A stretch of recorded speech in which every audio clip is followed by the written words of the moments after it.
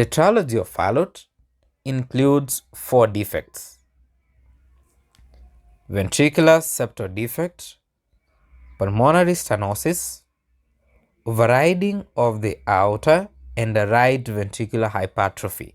Those are the 4 defects in Tetralogy of Fallot.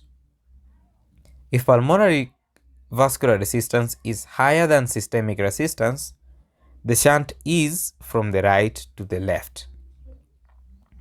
If the systemic resistance is higher than pulmonary resistance, then the shunt is from the left to the right. An infant may be acutely cyanotic at birth or may have mild cyanosis, which progresses over the first year of life as pulmonic stenosis worsens. During auscultation, a characteristic murmur is present, and an acute episode of cyanosis and hypoxia, called blue spells or tet spells, may occur when an infant's oxygen requirements exceed the blood supply, for example, during periods of crying, feeding, or defecation.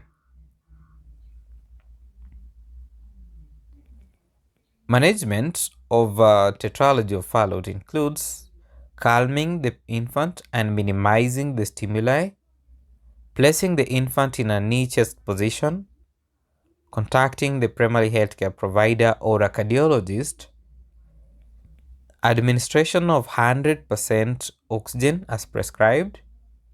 We as well administer morphine sulfate as prescribed.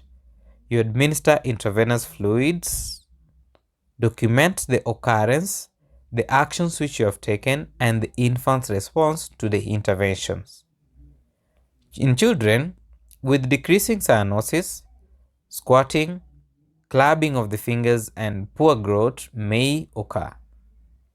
Squatting is usually a compensatory mechanism that they use to facilitate increased return of the blood flow to the heart for oxygenation.